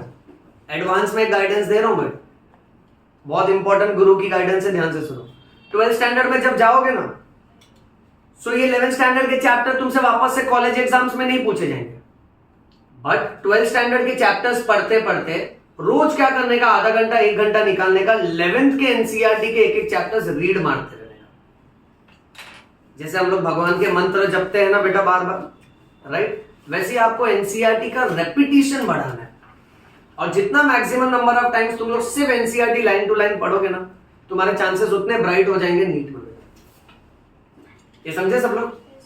चलिए इसको क्लोज करते हैं। देखो तो अब चैप्टर की पूरी दिशा चलेगी 4 आंसर के अनुसार, cyclic, non cyclic, C3, C4, जिसमें से साइक्लिक वाला आंसर हमने चालू कर दिया। साइक्लिक में आप देख रहे हो फोटॉन्स ऑफ लाइट को रिसीव कर रहा है फोटो सिस्टम 1। फोटो सिस्टम 1 जब रिसीव करता है ना, तो ये सारे एक्सेसरी पिगमेंट्स वो एनर्जी देते हैं मेन क्लोरोफिल ए को। फिर क्लोरोफिल ए के अंदर जो एटम्स है ना, उसका इलेक्ट्रॉन ग्राउंड स्टेट से एक्साइटेड स्टेट में जाता है, एक्साइटेड स्टेट से आयोनाइज्ड स्टेट में जाता है। अब इसका इलेक्ट्रॉन्स उछल के निकल गया बेटा बाहर, और फिर इसी क्लोरोप्लास्ट के अंदर ये सारे केमिकल कंपाउंड्स होते हैं बेटा। इनको इलेक्ट्रॉन एक्सेप्टर और डोनर बोलते हैं। इनका काम क्या है? पासिंग द पास। ये इलेक्ट्रॉन लिया, दूसरे को दिया। बट एक मामूली सी बट बहुत बारीक वाली जानकारी है कि ये लोग सब लोग अलग अलग पोटेंशियल, रेडॉक्स पोटेंशियल स्केल पे होते हैं। अब ये रेडॉक्स वर्ड यूज कर दिया, यानी केमिस्ट्री का रेडॉक्स रिएक्शन, वो रिएक्शन जहां पे ऑक्सीडेशन और रिडक्शन दोनों हो रहा है। ऑक्सीडेशन यानी लॉस ऑफ इलेक्ट्रॉन, और रिडक्शन यानी तो जैसे मान लेते हैं बेटा, साइटोक्रोम B6 ने इलेक्ट्रॉन साइटोक्रोम F को दिया, तो इसका लॉस हुआ, बट थोड़े टाइम के बाद इसको वापस से इलेक्ट्रॉन मिलेगा। ये प्रोसेस तो चालू ही है ना। तो हर कंपाउंड का ऑक्सीडेशन रिडक्शन दोनों हो रहा है, यानी वो इलेक्ट्रॉन लूज भी कर रहा है और इलेक्ट्रॉन गेन भी कर रहा है। अब इनका अलग अलग रेडॉक्स पोटेंशियल स्केल होता है, यानी ये लोग अलग अलग एनर्जी लेवल पे होते हैं। और ये देखा जाता है कि कई बार इनमें इतना ज्यादा एनर्जी लेवल नहीं है, इसलिए इलेक्ट्रॉन जब यहां से यहां पास होता है ना, तो कोई एनर्जी नहीं निकलती। बट जब इलेक्ट्रॉन यहां से यहां ट्रांसफर होता है ना, तो एनर्जी रिलीज होती है। वो एनर्जी फॉस्फेट को, इनऑर्गेनिक फॉस्फेट को एडीपी के साथ जोड़ने के काम आती है। एडीपी तो कुछ ऐसा है, एडिनोसाइन डाइफॉस्फेट, 2 फॉस्फोरस है ना। अच्छा भाई, इसमें अगर मैंने एक फॉस्फोरस जोड़ दिया तो ये कुछ ऐसा बन जाएगा, बराबर बेटा, एडिनोसाइन ट्राइफॉस्फेट बनेगा। और एटीपी को हम लोग बायोलॉजी की दुनिया में बोलते हैं energy currency of the cell. Energy currency of the cell यानी सोचो बेटा, तुम चाहे प्लांट हो, जानवर हो, बर्ड्स हो, बटरफ्लाई हो, सबके हर एक सेल के अंदर, माइटोकॉन्ड्रिया के अंदर एटीपी बनता है, और वो एटीपी से उनको ताकत मिलती है। उनको जो भी प्रोसेस करना है, चाहे चलना फिरना, उठना बैठना कूदना, जो भी कुछ करना है ना, उनको एटीपी चाहिए। अब एटीपी में 3 फॉस्फेट जुड़ेगा तो एनर्जी मिलेगा। एवरीबॉडी लुक हियर, एटीपी कैसा कंपाउंड है मालूम है? इसका जो टर्मिनल फॉस्फेट बॉन्ड है ना, इसके अंदर एनर्जी होती है, लगभग 7.3 किलो कैलोरीज की एनर्जी होती है लगभग। ओके, अब क्या है मालूम है? जब भी तुमको एनर्जी चाहिए, जैसे मेरे को अगर एनर्जी चाहिए, मुझे यहां से यहां चल के जाना है, तो मेरे लेग के हर मसल के सेल के अंदर, फाइबर के अंदर जो एटीपी है ना, उसका फॉस्फेट बॉन्ड टूटता है और वो एनर्जी देता है, और उस एनर्जी के बेसिस पे मैं मेरी एक्टिविटीज कर पाता हूं। सेम प्लांट भी, उसको भी कोई प्रोसेस करना रहेगा तो उसको भी एटीपी चाहिए। अच्छा, बट बॉन्ड टूटेगा तो एनर्जी निकलेगी, और बॉन्ड जब जुड़ेगा तो भी एनर्जी चाहिए। Chemistry, making and breaking of bond involves energy बेटा।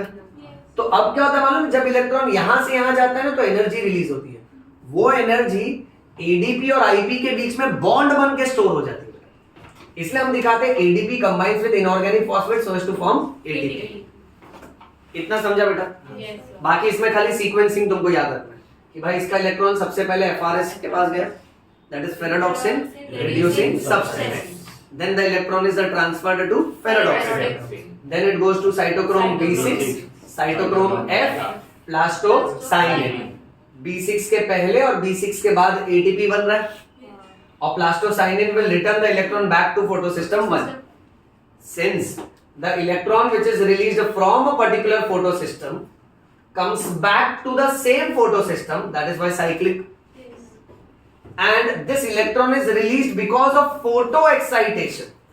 photons की मदद से इलेक्ट्रॉन एक्साइट होके निकले हैं, इसलिए फोटो लगा। And why phosphorylation? Because chemistry says किसी रिएक्शन में अगर आप ऑक्सीजन डाल रहे हो, that is oxygenation, carbon dioxide add कर रहे हो तो कार्बोक्सिलेशन। तो बेटा अगर फास्फोरस ऐड कर रहे हो तो फॉस्फोराइलेशन हो रहा है ना, एडीपी का फॉस्फोराइलेशन हो रहा है तभी तो एटीपी बन रहा है। यानी इस पूरे आंसर में the heart of the answer is ATP बन रहा है भाई। बट वो एटीपी क्यों बन रहा है? क्योंकि फॉस्फोराइलेशन हो रहा है एडीपी का।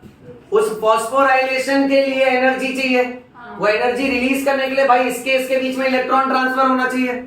वो इलेक्ट्रॉन ट्रांसफर के लिए ये क्लोरोफिल का फोटो एक्साइटेशन होना चाहिए, और उसके लिए भाई इसको खुद को एनर्जी चाहिए। वो एनर्जी सोलर एनर्जी है, और सनलाइट के अंदर जो पैकेट्स होते हैं, जो फोटॉन्स और क्वांटम होते हैं, वही ये लोग रिसीव करते हैं। तब जाके हम लोग को थोड़ा साधारण से सेंटेंस में स्कूल लेवल पे बोलते हैं solar energy gets converted into chemical energy. यानी एक प्लांट, एक मैंगो का प्लांट ट्री है सपोज, उसने ना जब सनलाइट लिया तो उसने मेरे को मैंगो दे दिया सपोज 3-4 महीने के बाद, ठीक है। तो जो सोलर एनर्जी थी ना, वो मैंगो खाएगा तो मेरे को ताकत मिलेगा, वो केमिकल एनर्जी में कन्वर्ट हुआ। आने वाले लेक्चर में ये कहानी चलेगी जहां मैं तुमको एक्चुअली में बताऊंगा कि भाई ये मैंगो के अंदर कैसे ग्लूकोज बना। अभी तो एकदम बेसलाइन पे ही चल रहा है कि भाई एटीपी बना है।